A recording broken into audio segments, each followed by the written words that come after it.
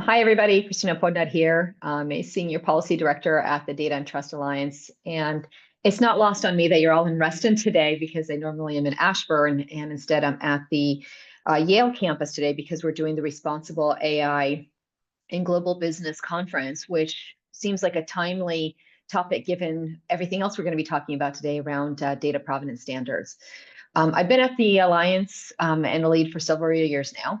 I've been leading up the development of the data provenance standards that have been given now over to OASIS for the use by the Data Provenance Standards Technical Committee as a means of a jumping off point and starting this really great initiative that we're going to be talking about today. I hope you all get excited and join us on board. The data provenance standards journey at the Alliance started because our members and businesses at large wanted a better kind of rules of the road around data quality, right? And if you've been around data quality for a while, you probably are just laughing now because we've been attempting this for decades, and I don't think anybody's really cracked the data governance, high data quality nut as such. And it became clear to us that in the race to adopt AI, quality matters, but it's highly subjective. And as data is the most sustainable source of competitive advantage for businesses, we really needed to look in other places that could ensure or drive towards that quality, which is how data provenance came about. Obviously, not all data is equal when it comes to data quality and usability, as you all know. Trust in data matters, provenance matters. Understanding the source of things that we ingest every day, things like our food, our water, capital, is expected to be sort of quality and trust, if you will. And so the same really needs to be the case for the fuel of our increasing knowledge and AI-centric world, right? We need increased trust in data. And so trust in data starts with transparency into where the data comes from. You can assess where it's coming from, how was it created, can it be used legally or not? Conversation that I think we've been having yesterday and today here. And yet the ecosystem needs a common language to provide that data transparency, and it doesn't have that, which is why not only have we created the data provenance standards at the Data and Trust Alliance, but we felt like this is the right time to partner with OASIS and take the standards to the next level that are not just about cross-industry collaboration, but the broader global collaboration, if you will. And so for us, we've been looking at this for the last several years. I'm sure a lot of you have had a similar experience, but it's become really apparent that organizations struggle when it comes to sourcing and using data for AI. It's no longer just about having a strong pipeline of data. Right now, it's about having trustworthy data. And for many organizations, it's really about getting the highest quality of data at a fair price, making sure that you don't have to spend maybe 40% of your time cleaning data before you can use it. And also for a lot of us, it's about respecting the use of parameters of that data, whether it can be legally used or not. Does it have, PII, PCI, PHI, any of the private type of information in it? Can we use it in a privacy context?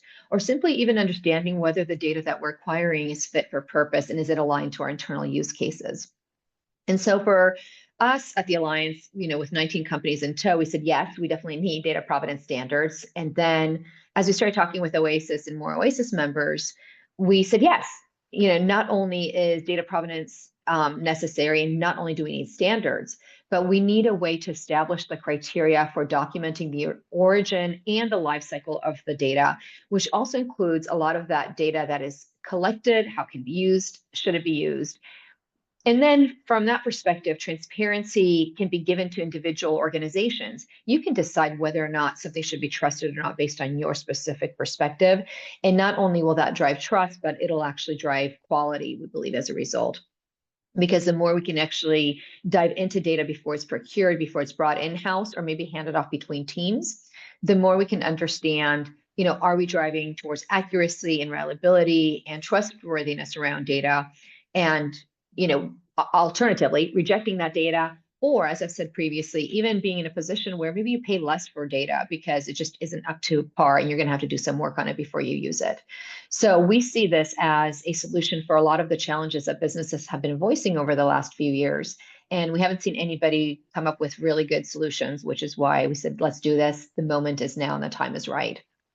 And so we're kicking off our technical committee with a solid foundation because we have these data provenance standards. Not only were they developed at the Data and Trust Alliance, we've actually gone through cycles of testing it for two things. Do they add business value, and can they be operationally adopted? We've seen some really great early results. And so we feel like this is a good time to use that foundation and to build on it. So the data provenance standards that we're passing off to the technical committee have been working for the past several years. They were, like I said, designed, co-developed by 19 different member organizations of the likes of, Walmart, Deloitte, IBM, Johnson and Johnson, AARP, who's down the road in DC. And so lots of cross-industry representatives and really some of the most significant users of data and AI across industries today. This group was really not just about bringing people together, but bringing the right people together, which we hope to continue as we stand up the technical committee at Oasis. We've been working with chief technology officers, chief data officers, leaders in data acquisition, data governance, data strategy, data quality, all of the buzzwords, as well as folks who are focused on compliance in the legal space. And so the goal was really to establish this uniform approach to increase transparency in data sets, with the idea that if you have kind of a sense of that transparency, you can really start to increase that integrity, the trust across data fields, in some instances, even traditional data use cases, but specifically around AI and all of the systems that it feeds. So the obvious benefits here are not just improvement to operations, such as data cleaning, time goes down, ability to buy once, maybe repurpose multiple times, but also business gains, such as faster time to data usage, which is a critical issue we've been hearing about. And like I said, not paying, not just for data that you're going to have to clean, but also data that might be stale or maybe it's underperforming, which right now a lot of organizations are addressing through SLAs and having to go back to data vendors, data producers, and suppliers once a contract for data delivery is in place, which is such a waste of effort and resources, not to mention money.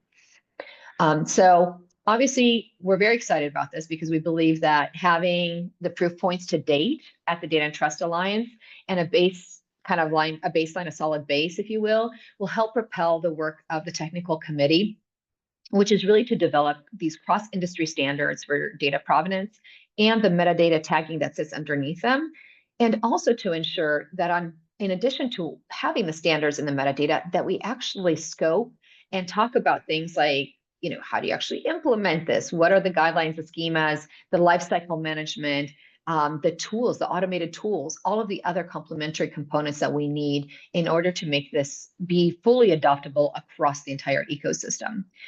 I personally think it's interesting that what we've seen to date is a lot of folks saying, yes, I want to adopt this. This sounds good. At the Alliance, we recognize that it's not perfect, right? We weren't looking for perfection. We wanted to get something into the marketplace. So we said, 80% good enough. What we're looking to do now with the Oasis Technical Committee is say, look, let's really get it the rest of the way there. And let's also make sure that we're mandating and conceptualizing what automated tools for adoption can look like once we actually get the standards all the way there from an Oasis perspective. And so just as way of background, obviously very grateful to our technical committee supporters, folks that have not only jumped in with both feet, but are really pushing this effort forward. As you can see on your screen, some big logos there that we're very appreciative and proud of. And together, I think we recognize that there are so many benefits of data provenance standards. And obviously, there's a broad stakeholder landscape, which is why I just am such a firm believer, and we need you. We need everybody who's willing to come and join us for various reasons, but also because you most likely have a unique use case. You have something that's going to take this over the top to the next level and make these data provenance standards something that we talk about for generations to come. It's sort of that moment in time in history. Reminds me, because I'm old enough, of the days of XML where we said, yes, we can, and we did. And we still talk about that moment today. And so the primary beneficiaries of this effort, I think, are going to be a slew hold of stakeholders, obviously anybody from data producers to regulatory bodies, data-driven organizations, obviously businesses, technology companies, especially when it comes to tools development in a standardized way, But I think ultimately, even, you and me from a consumer perspective. And so we really do anticipate that in the coming years, these standards will do things like enable data producers to deliver really that clear and consistent data lineage information that we've been lacking for so long. Be able to support companies and regulatory bodies, quite frankly, in managing compliance and mitigating a lot of the risks. We've heard about unintended consequences, hallucinations, right? We've been talking about all of the key buzzwords here in terms of what can happen if we don't have the right framework, the right guardrails in place. But that holds true for data just as it does for the AI systems that we produce with that data. And so we believe that we can provide the data acquirers, right, the data consumers with this transparency around the data. And from that perspective, they can determine, whether to trust it, whether to use it as it is on offer, request changes to the data set, reject it if the using is appropriate.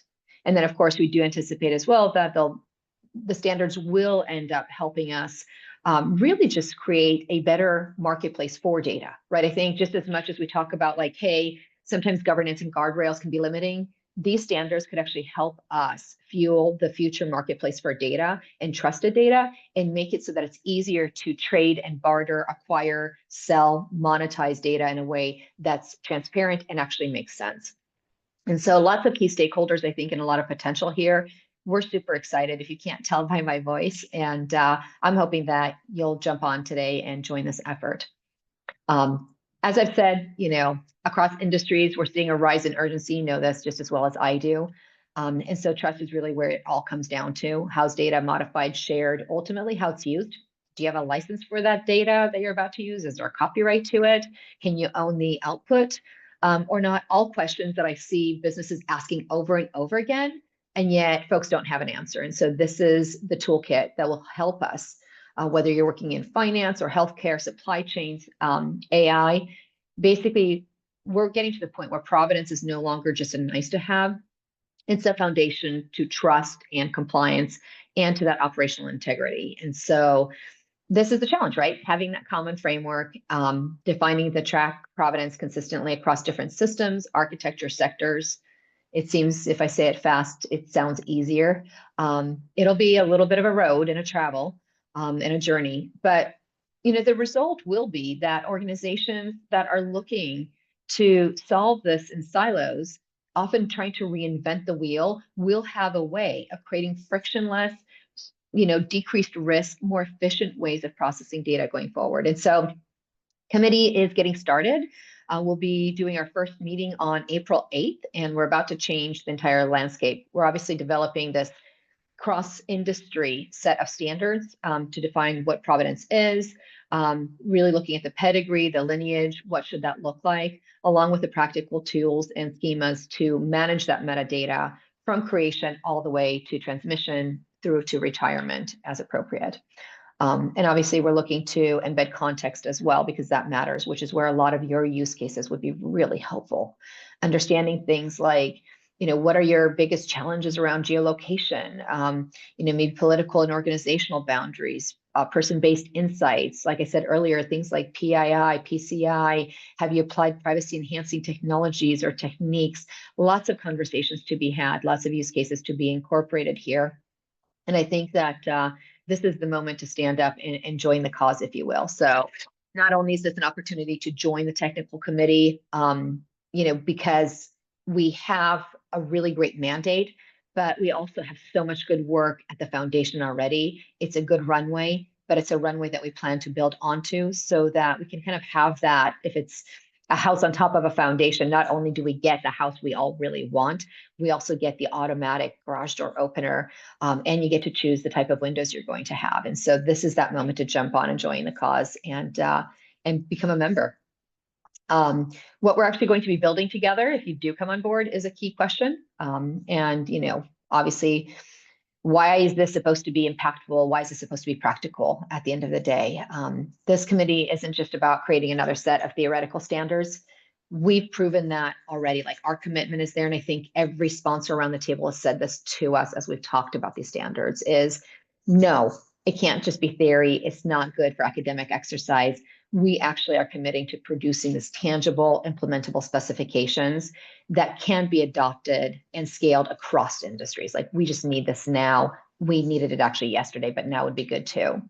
And so at the heart of this effort will be the set of standards and standardized tags for data provenance, sort of this clear, consistent metadata definition that can travel across various ecosystems, different systems, APIs, life cycles.